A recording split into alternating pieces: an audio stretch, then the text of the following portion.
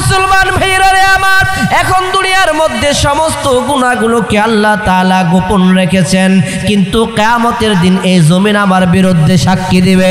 কিয়ামতের দিন এই জমিন আমার আপনার বিরুদ্ধে সাক্ষী দিবে। ঠিক তেমনি ভাবে যত প্রকার গুনাহ করি, অন্যায় করি, এই গুনার জন্য, অন্যায়ের জন্য আমার আপনার জন্য অভিযোগ করবে।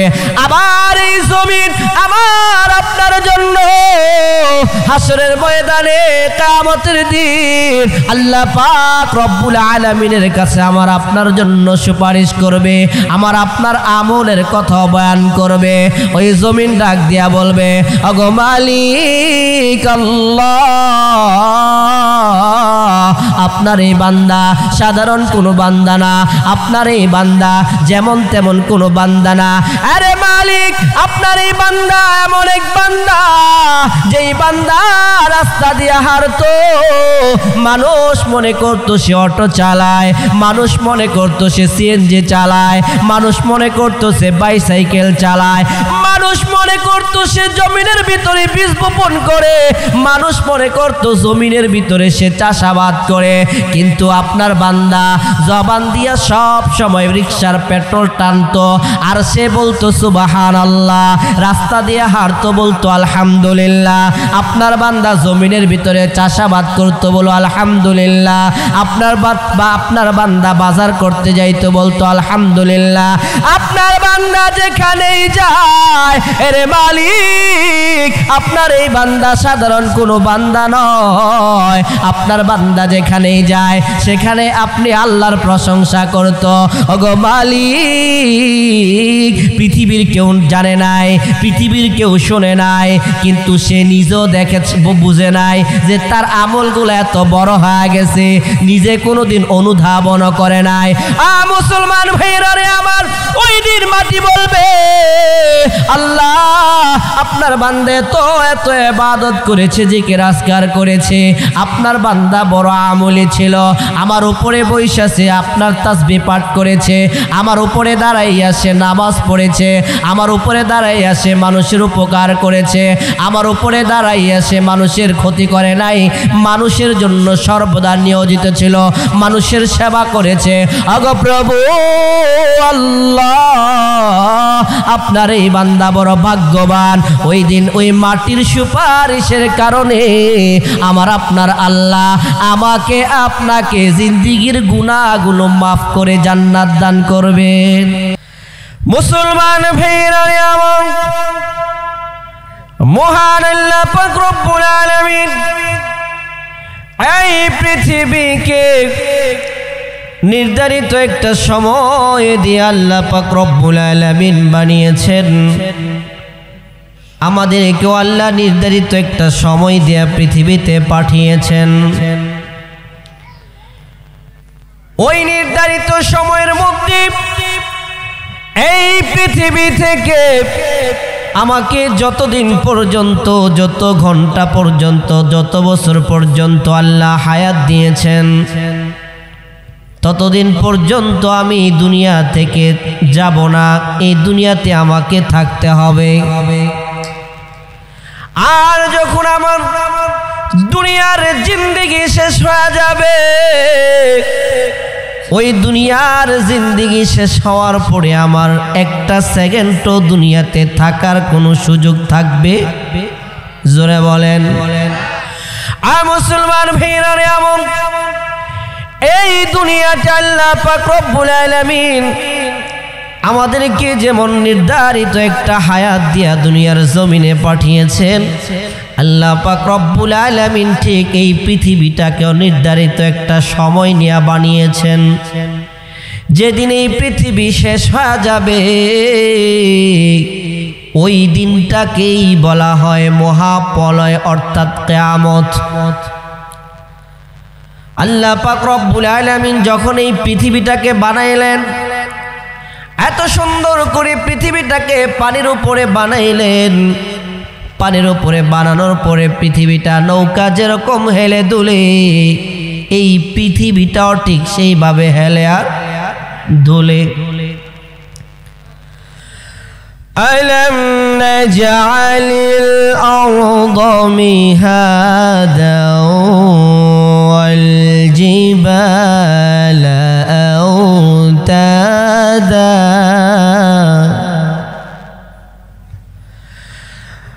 ألم نجعل الأرض مهادا والجبال أوتادا وخلقناكم أزواجا وجعلنا نومكم سباتا وجعلنا الليل لباسا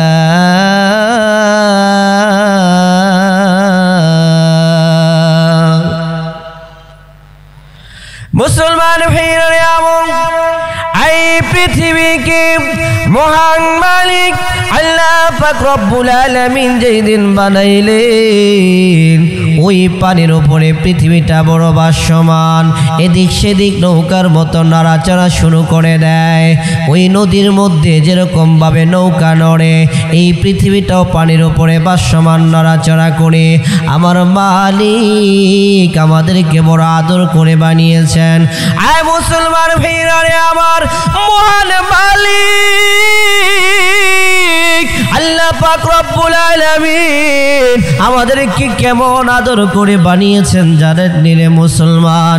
আল্লাহ পাক রব্বুল আলামিন বড় আদর করে আমাদেরকে বানিয়েছেন। আল্লাহ কেন আদর করে বানাইলেন? আমাদেরকে আল্লাহ না বানাইলেও পারতেন।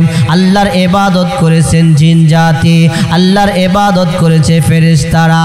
আল্লাহ পাক রব্বুল আলামিন ফেরেশতাদের ইবাদতের মাধ্যমে আল্লাহ সন্তুষ্ট নয়, আল্লাহ জিন জাতির ইবাদতের মাধ্যমে অসন্তুষ্ট নয়। আল্লাহ বানাইলেন মানুষকে আল্লাহর ইবাদত করার জন্য। ওমা খলাকতুল জিন্না ওয়াল ইনসা ইল্লা লিয়াবুদুন। আল্লাহ মানুষকে বানাইলেন তার গোলামি করার জন্য। কিন্তু বড় আফসোস রে মুসলমান, এই মানুষ যখন মসজিদের ভিতরে গিয়া আমার আল্লাহর কুদরতি পে সেজদা না দিয়া মাজারের ভিতরে গিয়া যখন সেজদা দেয় আমার আল্লাহর কুদরতি কলিজাটার মধ্যে কেমন আঘাত লাগে। এই বান্দাকে আল্লাহ এত সুন্দর করে বানাইলেন, আল্লাহ বান্দার কাছ থেকে একটা সেজদা পাওয়ার জন্য আল্লাহ পরিপূর্ণ করে বান্দাকে বানায় দিলেন। এই বান্দা যখন মসজিদে সেজদা না দিয়া পীরের পায়ে গিয়া সেজদা দেয় আমার আল্লাহর কুদরতি কলিজায় কেমন আঘাত লাগে। মুসলমান ভাইরা রে আমার, আল্লাহ পাক রব্বুল আলামিন বান্দাকে আদর করে বানাইলেন এই পৃথিবী নাড়াচড়া করবে। এই জন্য আল্লাহ পাক রব্বুল আলামিন সারা পৃথিবীর মধ্যে যেখানে পাহাড়ের প্রয়োজন, যেখানে প্রাগের প্রয়োজন, যেখানে প্রাগ দিলে পৃথিবীটা স্থির থাকবে, আল্লাহ সারা পৃথিবীর মধ্যে এমন সুন্দর করে প্রাগ সিস্টেম করে পাহাড় বানায়া দিয়েছেন। ঠিক না বে ঠিক? বাংলাদেশে তো পাহাড় নাই। আপনি যদি খাগড়াছড়িতে যান দেখবেন কত সুন্দর বড় পাহাড়। মায়ানমারের দিকে তাকাইলে দেখা যায় যে আসমানের সাথে মিশে আছে। আপনি উত্তরবঙ্গে যান, আপনি কি বলে নেত্রকোনার দিকে যান, কত সুন্দর পাহাড়। বাংলাদেশের আমরা এই মাঝখানে কোনো পাহাড় নাই, কিন্তু আপনি সৌদি আরবে গিয়ে দেখেন পাহাড় আর পাহাড়, মনে হচ্ছে যে এই সৌদিটা পাহাড়ের একটা শহর। ঠিক কিনা জোরে বলেন? কেন বানাইছেন? পৃথিবী যাতে নড়াচড়া না করে। পৃথিবী নড়াচড়া করলে কি হবে? বলে সাধারণত 2-4 সেকেন্ডের ভূমিকম্পের কারণে, একটু নাড়াচড়া করার কারণে মানুষ দৌড়ায়া তার ছেলে কোথায়, বউ কোথায়, বিবি কোথায় কোনো কিছুর খবর নাই, দৌড়ায়া বিল্ডিং থেকে লাফায় লাফায় পড়ে। এই পৃথিবী যদি এইভাবে সব সময় নাড়াচড়া করতে থাকে আমার বান্দা কষ্ট পাবে। আমার বান্দার কষ্ট পাওয়ার কারণে আমার ইবাদত করতে তার কষ্ট হবে। এজন্য আল্লাহ তাআলা জিবাল দিয়া, পাহাড় দিয়া সারা পৃথিবীর মধ্যে প্রাক লাগাই দিয়েছেন। ঠিক কিনা জোরে বলে? মুসলমান ভাইরা আমার, শুধু তাই নয়, আল্লাহ বান্দাকে কত ভালোবাসেন বান্দাকে আল্লাহ। সারাদিন বান্দা কাজকর্ম করে, জমিনে কাজকর্ম করে, রাতের বেলা যখন অন্ধকার হয় আল্লাহ পাক রব্বুল আলামিন দিনের ভিতরে আমরা যখন ঘুমাই, ওই ঘুম একটা, রাতের ঘুম দিনের ঘুম আর রাতের ঘুমের মধ্যে পার্থক্য আছে না? দিনের ঘুমে যদি মানুষ কয় না একদিনে রাত জাগা 7 দিন দিনে ঘুমাইলো, ওটা পোষায় না। রাতে আল্লাহ তাআলা এত সুন্দর একটা শান্তিময় রাত্র বানায় দিয়েছেন। তো দিনের বেলা পরিশ্রম করে, কষ্ট করে এই বান্দা যদি রাতের বেলা আবার এইভাবেই দিনের মতো আলোকিত থাকে, তাহলে বান্দার ঘুম হবে না, কষ্ট হবে, ইবাদত করতে কষ্ট হবে। এজন্য আল্লাহ তাআলা রাত্রকে লেবাস পরায় দিয়েছেন। সুবহানাল্লাহ। وَجَعَلْنَا اللَّيْلَ لِبَاسًا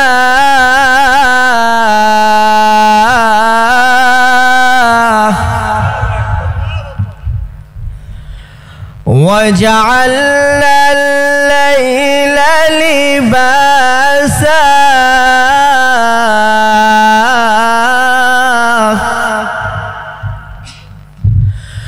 وَجَعَلْنَا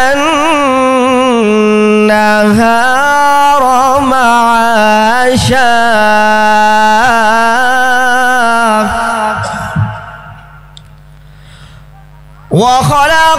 وَخَلَقْنَاكُمْ أَزْوَاجًا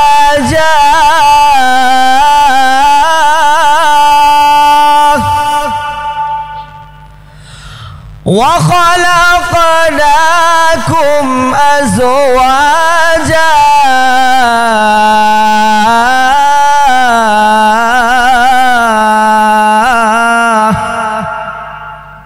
আপনি সারাদিন পরিশ্রম করবেন, শান্তির দরকার। আল্লাহ সব দিকে চিন্তা করে দেখছেন যে বান্দারে শান্তি দিতে হইলে রাত্রকে পোশাক পরাইতে হইব, বান্দাকে শান্তি দিতে হইলে তার টেনশন দূর করতে হইলে তারে একটা বিবি দিতে হইব। ঠিক কিনা জোরে কন? যেন দেখবেন আল্লাহ তাআলার যত টেনশনে মানুষ থাকে, বিবির কাছে যখন যায় সব টেনশন দূর হয়ে যায়। ঠিক না ভাই? ঠিক। বিবিরা যদি এরকম নেককার হয় আর কি, আর যদি বদমাইশ মার্কা হয়, তাহলে তো ওই বিবির কাছে যাওয়া মানিয়েছে জাহান্নামের গর্তের ভিতরে যাওয়া। ঠিক কিনা জোরে বলে? বিবির কাছে যাওয়া মানে কি? জাহান্নামের গর্তে যাওয়া। নেককার বিবি যদি হয়, তার সমস্ত টেনশন বিবির কাছে গেলে দূর হয়ে যায়। আল্লাহ তাআলা আমাদেরকে জোড়ায় জোড়ায় বানাইছেন, আমাদের পাজরের হাড় দিয়ে আল্লাহ তাআলা মহিলাদেরকে বানাইছেন, বিবিদেরকে বানাইছেন। কেন বিবিকে আল্লাহ তাআলা দিলেন? আমাদের টেনশন যাতে দূর হয়ে যায়। ঠিক না বেঠি? এত কিছু আল্লাহ তাআলা দিছেন, এত আদর করে আল্লাহ বানাইছেন। কিন্তু এই পৃথিবী একটা নির্ধারিত সময় দিয়ে আল্লাহ তাআলা বানাইছেন। নির্ধারিত সময় দিয়ে আল্লাহ তাআলা কি করছেন? বানাইছেন। আমরা নির্ধারিত সময়ের 1 সেকেন্ড আগেও দুনিয়া থেকে যাব না, আবার 1 সেকেন্ড পরেও আমরা দুনিয়াতে থাকবো না। মুসলমান ভাইরা রে আমার, আল্লাহ পাক কোরআনে কারীমের ভিতরে বলেন, ইজা জুলজিলাতিল আরদু জিলজালাহা, যখন এই পৃথিবী একদিন প্রকম্পিত হবে, যেটাকে আমাদের ভাষায় বলি ভূমিকম্প। আমাদের ভাষায় আমরা কি বলি? ভূমিকম্প। এখন আমরা ভূমিকম্প দেখি, আল্লাহ কি এখন বলছেন? আরো 1400 বছর আগে আমাদের নবীজির উপরে নাজিল করছেন কোরআন, সেখানে বলেছেন ইজা জুলজিলাতিল আরদু জিলজালাহা ওয়া আখরাজাতিল আরদু আসকালাহা, এবং ওই দিন এই জমিনের গর্ভে যা আছে সব কিছু ঢেলে দিবে, বের করে দিবে। জমিন আমাদেরকে সবকিছু কি করে দিবে? বের করে দিবে। ইজা জুলজিলাতিল আরদু জিলজালাহা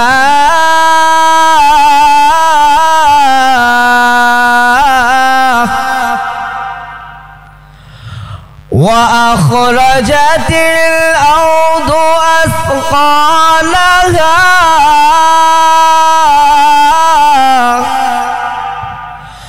وقال الإنسان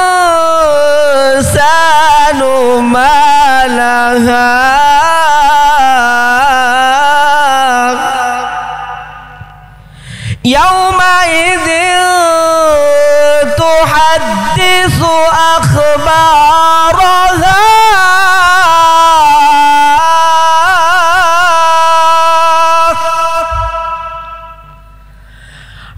মুসলমান ভাইরা রে আমার, যেদিন এই পৃথিবী প্রকম্পিত হবে, ভূমিকম্প হবে, এই জমিন থেকে সব কিছু আল্লাহ পাক রব্বুল আলামিনের হুকুমে বাহির হয়ে যাবে। ঠিক না বেঠি? সব কিছু মাটির নিচ থেকে বাইর হয়ে যাবে এবং মানুষ বলতে থাকবে কি হইল। এই গত শুক্রবারে মানুষ বলছে না কি হইছে কি হইছে, আরে কি শুরু হইল রে।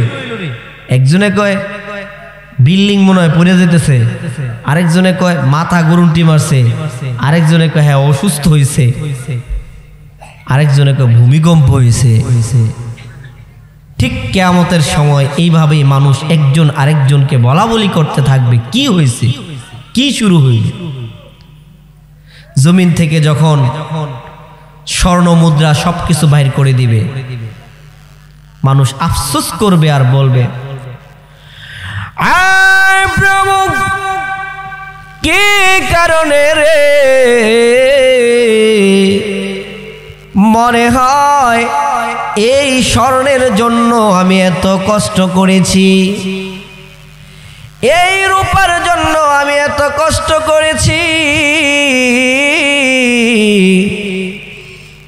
আজকে দি দেখি জমিন থেকে হাজার হাজার পিলারের মতো স্বর্ণ বাহির হয়ে গেছে। কেউ নেওয়ার মতো লোক থাকবে না, ওই লোক আফসোস করে বলতে থাকবে, মানুষ আফসোস করে বলতে থাকবে আইরে এর জন্যই কি আমি মানুষকে হত্যা করেছিলাম নাকি, এই জন্যই কি আমি মানুষকে মেরেছিলাম। আজকে জমিন সব কিছু বাহির করে দিচ্ছে, আমি এই জন্যই কি আরেকজনের জমি আত্মসাৎ করেছিলাম, আরেকজনের সম্পদকে আমি দখল করেছিলাম, আমি আমার বোনকে ঠকিয়েছিলাম, আমি আমার ভাইকে ঠকিয়েছিলাম, আমি আমার প্রতিবেশীকে ঠকিয়েছিলাম, এই জন্য নাকি আজকে দেখি রে জমিনের ভিতর থেকে সব কিছু বাহির হয়ে যাচ্ছে। মুসলমান ভাইরা আমার, এইগুলো দেখে মানুষ আফসোস করতে থাকবে আর বলতে থাকবে রে এটা কেমন একটা অবস্থা হইল, এটা কি হইল রে। জমিন সব কিছু বাহির করে দিলেন, শুধু বাহির করে দিবে না, এই জমিন কথা বলতে থাকবে। জমিনও কি করবে? কথা বল। হযরতে আবু হুরায়রা রাদিয়াল্লাহু তাআলা আনহু বর্ণনা করেন, নবীজি বলেন কাদের বিষয়ে মাটি কথা বলবে, জমিন কথা বলবে।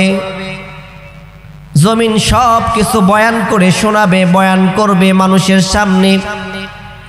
হাশরের ময়দানে এই জমিন আপনার আমার জন্য আল্লাহর কাছে অভিযোগ করবে। আল্লাহর নবী ডাক দিয়া বলেন, আবু হুরায়রা রে জানো না ওই মানুষগুলো কারা? ওই মানুষগুলো হলো যারা দুনিয়ার জমিনে মাটির উপরে দাঁড়াইয়া আল্লাহর সাথে নাফরমানি করেছে, আল্লাহর বিরোধিতা করেছে, গুনাহ করেছে, নেকের কাজ ছেড়েছে।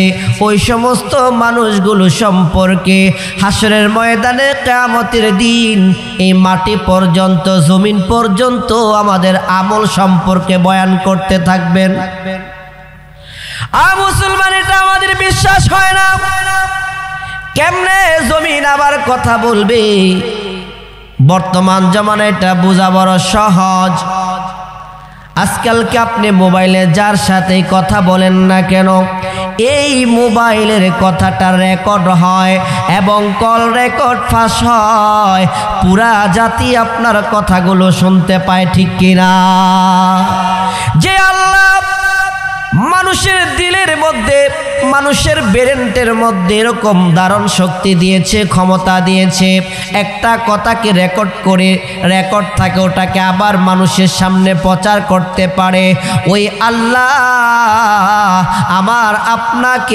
আমার আপনার গুনার কথা, নেকের কথা মাটিকে বলার ক্ষমতা রাখে না। জোরে বলেন মুসলমান ভাইরা আমার, এই মাটি তখন বলতে থাকবে কি হয়ে গেল ওই মানুষটা কোথায় দাঁড়াইয়া রাতের অন্ধকারে মাটির জমিনের উপরে দাঁড়াইয়া অন্যায় করেছে, জুলুম করেছে, জিনা করেছে, ব্যভিচার করেছে। ওই দিন ওই জিনাখোরের সম্পর্কে এই মাটি আল্লাহর কাছে বলতে থাকবে, প্রভু গো দেখো তোমার এই বান্দা দুনিয়ার মানুষ দেখে নাই, দুনিয়ার কোনো মানুষ শুনে নাই, দুনিয়ার কোনো মানুষ জানেও না, কিন্তু তোমার এই বান্দা অমুক জায়গায় দাঁড়ায়া জিনা করেছে, অমুক জায়গায় অন্ধকারে জমিনের উপরে দাঁড়াইয়া আমার উপরে দাঁড়ায়া মদ পান করেছে, আমার উপরে বসেছে জুয়া খেলেছে, আমার উপরে বসেছে নাফরমানি করেছে, আমার উপরে বসে আছে অন্যায় জুলুম করেছে, অত্যাচার করেছে। এই জমিন আল্লাহর কাছে বলতে থাকবে, মুসলমান ভাইরা রে আমার, এই জমিন আমার আপনার জন্য সাক্ষী দিতে থাকবে। তখন মানুষ বলবে, হায় রে আজকে এটা কোন দিন আইসা গেল, আজকের দিনটা এটা কেমন দিন হয়ে গেল। আবার পৃথিবীর জমিনে আমার কোনো গুনাহ সম্পর্কে আমার ভাই জানে না, আমার গুনাহ সম্পর্কে আমার মুসল্লি জানে না। খোদার কসম করে রে বলি, আমার গুনাহ সম্পর্কে যদি আমার জুতার মধ্যে জুতার মালা গলায় দিয়া ঘুরাইতো, ঠিক কিনা? মুসলমান ভাইরা রে আমার, এখন দুনিয়ার মধ্যে সমস্ত গুনাহগুলোকে আল্লাহ তাআলা গোপন রেখেছেন, কিন্তু কিয়ামতের দিন এই জমিন আমার বিরুদ্ধে সাক্ষী দিবে, কিয়ামতের দিন এই জমিন আমার আপনার বিরুদ্ধে সাক্ষী দিবে। ঠিক তেমনি ভাবে যত প্রকার গুনাহ করি, অন্যায় করি, এই গুনার জন্য, অন্যায়ের জন্য আমার আপনার জন্য অভিযোগ করবে। আবার এই জমিন আমার আপনার জন্য হাসরের ময়দানে কিয়ামতের দিন আল্লাহ পাক রব্বুল আলামিনের কাছে আমার আপনার জন্য সুপারিশ করবে, আমার আপনার আমলের কথা বয়ান করবে। ওই জমিন ডাক দিয়া বলবে, ওগো মালিক আল্লাহ, আপনার এই বান্দা সাধারণ কোনো বান্দা না, আপনার এই বান্দা যেমন তেমন কোনো বান্দা না।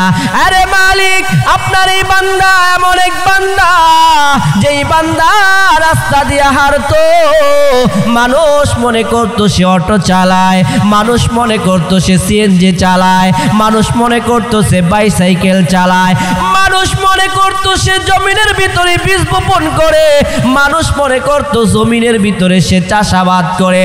কিন্তু আপনার বান্দা জবান দিয়া সব সময় রিকশার পেট্রোল টানতো, আর সে বলতো সুবহানাল্লাহ, রাস্তা দিয়ে হাঁটতো বলতো আলহামদুলিল্লাহ। আপনার বান্দা জমিনের ভিতরে চাষাবাদ করতো, বলো আলহামদুলিল্লাহ। আপনার বান্দা বাজার করতে যাইতো, বলতো আলহামদুলিল্লাহ। আপনার বান্দা যেখানেই যায়, এরে মালিক, আপনার এই বান্দা সাধারণ কোনো বান্দা নয়, আপনার বান্দা যেখানেই যায় সেখানে আপনি আল্লাহর প্রশংসা করতো। ওগো মালিক, পৃথিবীর কেউ জানে নাই, পৃথিবীর কেউ শোনে নাই, কিন্তু সে নিজেও দেখেছে, বুঝে নাই যে তার আমলগুলো এত বড় হয়ে গেছে, নিজে কোনোদিন অনুধাবন করে নাই। মুসলমান ভাইরা রে আমার, ওই দিন মাটি বলবে, আল্লাহ আপনার বান্দা এত ইবাদত করেছে, জিকির আজকার করেছে, আপনার বান্দা বড় আমলি ছিল, আমার উপরে বৈশাছে আপনার তাসবিহ পাঠ করেছে, আমার উপরে দাঁড়াইয়া সে নামাজ পড়েছে, আমার উপরে দাঁড়াইয়া সে মানুষের উপকার করেছে, আমার উপরে দাঁড়াইয়া সে মানুষের ক্ষতি করে নাই, মানুষের জন্য সর্বদা নিয়োজিত ছিল, মানুষের সেবা করেছে। ওগো প্রভু আল্লাহ, আপনার এই বান্দা বড় ভাগ্যবান। ওই দিন ওই মাটির সুপারিশের কারণে আমার আপনার আল্লাহ আমাকে আপনাকে জিন্দিগির গুনাহগুলো মাফ করে জান্নাত দান করবেন। মাটি যেরকম আমাদের জন্য সুপারিশ অভিযোগ করবে, ঠিক তেমনি ভাবে মাটি আমাদের জন্য সুপারিশও, জোরে বলেন না, সুপারিশও। মুসলমান ভাইরা আমার, এই জন্য এই দুনিয়াটা হলো নির্ধারিত একটা সময় দিয়ে আল্লাহ বানাইছেন। একদিন এই দুনিয়া শেষ হয়ে যাবে, আমরাও শেষ হয়ে যাব। কিন্তু দুনিয়ার পরের যে জগৎটা আছে আখেরাত, পরকাল, ওটার কোনো শুরু আছে শেষ? জোরে বলেন। একটা বিল্ডিং মানুষ 60 থেকে 70 বছর থাকে, ধরে নেন 100 বছর, এই এক কম 40,000 বছর থাকবে ওই ব্যক্তি, যে ব্যক্তি সর্বশেষ মানুষটা মারা যাবে। তাইলে কোটি কোটি বছর কবরের জগতে থাকতে হবে। ওই কবরের জগতের জন্য আমাদের কি পরিমাণ পরিশ্রম করা দরকার বলেন না? যদি 100 বছরের জিন্দেগির জন্য এত রাতকে দিন বানাইতে হয়, দিনকে রাত বানাইতে হয়, অন্যেরটা মাইরা খাইতে হয়, কারে ঠগায় কে বড়লোক হইতে হয়, তাহলে এত কোটি কোটি বছর আমাকে কবরে থাকতে হবে। ওই জগতের জন্য আমাকে কি পরিমাণ শ্রম দেওয়া উচিত, পরিশ্রম করা উচিত। কিন্তু আমরা দুনিয়ার মায়ায় পড়ে ওটাকে ভুলে গেছি, ওই কবরের জগতের কথা আমরা ভুলে গেছি। মুসলমান ভাইরা আমার, এজন্য আমি আপনি দুনিয়ার জমিনে যদি একটা জাররা পরিমাণ নেক করি, ওই জাররা পরিমাণ নেকের সওয়াব আখিরাতে পাওয়া যাবে। আবার যদি জাররা পরিমাণ গুনাহ করি, ওই জাররা পরিমাণ গুনাহ আখিরাতে পাওয়া যাবে। রাসূল সাল্লাল্লাহু আলাইহি ওয়াসাল্লাম সাহাবীদেরকে বলেন, সাহাবীরা জিজ্ঞাসা করি, ইয়া রাসূলুল্লাহ, ছোট ছোট গুনাহ এটা আবার ধরার কি দরকার? নবীজি বলেন, ও সাহাবীরা রে, একটা জায়গার মধ্যে যদি ছোট ছোট কিছু পাথর রাখে বা কোনো বস্তু রাখে, ওটাকে রাখতে রাখতে রাখতে রাখতে জমা করতে করতে একটা স্তূপ হয়ে যায়। ঠিক তেমনি ভাবে মানুষ গুনাহ ছোট থেকে ছোট ছোট গুনাহ করতে করতে করতে করতে বিশাল আকার হয়ে যায়। ঠিক তেমনি ভাবে কোনো মানুষ যদি দুনিয়ার জমিনে নেক করে, ছোট ছোট আমল করে, এই ছোট ছোট আমলকে আল্লাহ বাড়াইতে বাড়াইতে বাড়াইতে বাড়াইতে উহুদ পাহাড় পরিমাণ হাসরের ময়দানে করে দিবেন। সুবহানাল্লাহ।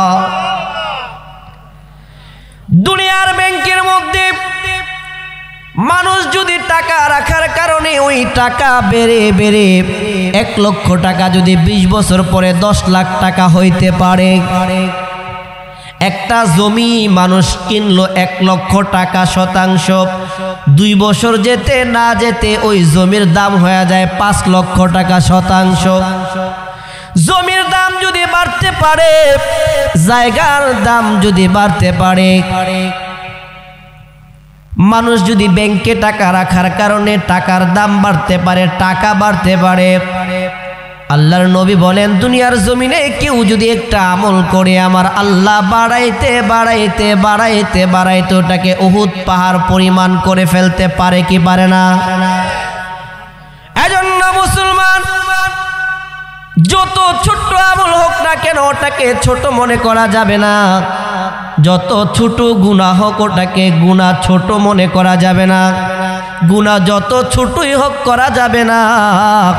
আর আমল নেক যতই ছোট হোক ওটাকে ছাড়া যাবে না, ঠিক কিনা? আখলিস দীনাকা ইয়াকফিকাল আমালুল কলিল, নবীজি বলেন অল্প আমলে যথেষ্ট যদি ইখলাস থাকে। মানুষ পাহাড় পরিমাণ ইবাদত করবে রে মুসলমান, কিন্তু এই ইবাদত তার কোনো কাজে আসবে না। আরেক বেচারা দেখে যে জান্নাতে দৌড়ায়া দৌড়ায়া যায়। আমাদের এখানে যারা আমরা আছি, ধরেন এখান থেকে একজন আপনারা জান্নাতে গেছেন গা, হুজুরে তো পিছনে পড়ে রয়েছে জাহান্নামের গেটে দাঁড়ায়, ডাক দিয়ে কব, কি রে হুজুরের নাম করে জান্নাতের বয়ান শোনাইলো, হুজুরে দিদি জাহান্নামের দিকে দাঁড়ায় আছে, আমরা তি জান্নাত, কি হুজুর ব্যাপার কি? কি ব্যাপার? তখন বলবো, ভাই সমস্যা তো হয়ে গেছে। এমন কিছু মানুষ আছে না, ওয়াজ হয় নিজে করে, তার ভিতরে কি নাই? আমল নাই। হুজুরে বয়ান করছে বিসমিল্লাহ বইলা, বিসমিল্লাহ বইলা যদি কেউ জায়নামাজ বিছায়া দাঁড়ায়া নদী পার হইতে চায়, আল্লাহ তাআলা তারা পার করে দেয়। সুবহানাল্লাহ বলবেন না? হুজুরে বয়ান করছে, শুনছে শ্রোতায়। শোনার পরে একদিন হুজুরের বাড়িতে দাওয়াত দিছে, ওই হুজুরের দাওয়াত দিছে ওই শ্রোতার বাড়িতে, বুঝতে পারছে? তো নদীতে একটা খাল পড়ে, ওই লোকের বাড়িতে যাইতে খাল পড়ে। এখন হুজুরে নিয়ে গেছে, হুজুরে তো খুব চেতা, দাওয়াত দিছে মিয়া, নৌকা নাই কিছু নাই, পারো মুখে হুজুর এটা কি কর, নৌকা লাগে নাকি? নৌকা ছাড়া যায় কেমন? নদী আবার নৌকা ছাড়া পার হওয়া যায় নাকি?